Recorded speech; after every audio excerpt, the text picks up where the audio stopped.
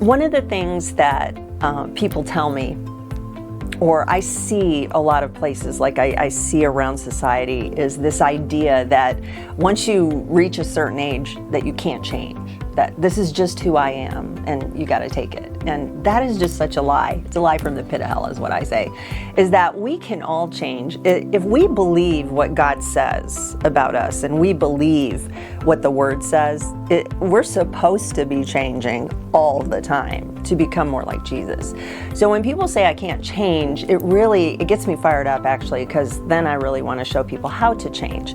Now I have a process called Transformation Today. It's called spiritual mapping, and the whole reason this exists is to help people identify, to discover exactly what it is they need to change. Because God says you can't heal a wound if you don't know it's there. So there's all these things inside of us, these belief systems that we have, and whatever we believe, we will actually do. I mean, you can't have a feeling without a thought, and you can't have an action without a thought and a feeling.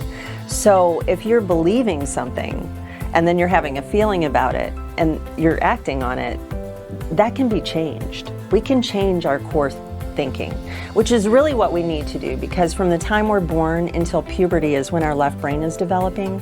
And so we don't have the best cognitive reasoning during that time. And most of our core belief system is developed during that time. So if you had a rough childhood, if you had things happen to you, if you were abused, any of that trauma, it can affect your core belief system. And then the Word of God says, as a man thinketh, so he is. So if you have this core belief system that says, I'm not good enough, I don't fit in, I can't do it, nobody loves me, you will spend your life confirming that belief system rather than denying it. And I know everybody thinks that they're doing everything they can to overcome that, but if you don't get down into the root of the belief, rip it out and replace it, you'll continue to do it. So we can change. We just need to know what it is we need to change. And part of that comes by identifying our behaviors that are less than desirable. And those can be in the form of just character assets or defects. For instance, I think my number one character defect that I've had to work with over my life is pride, and the realization that I have pride in me. And my pride typically hits me when I think I teach it better or know more. So think about that. I'm sitting in church. Oh, I think I teach this better and know more. How arrogant is that, right? I'm in a conference. I think I teach it better and know more. And my response is to get up and leave. So if I'm at church, I go to the coffee shop. If I'm in a conference, I might go to the gym and work out and show up at dinner. How disrespectful is that, first of all, okay? So I had to come to terms with that and realize that I don't have to continue to do that. So what I've done is I've realized that I want to remove that. So I developed a prayer, and it says, Lord, remove my pride. Remove the fact that I think I teach it better and know more, and replace it with humility, a teachable spirit that can receive what you have from me.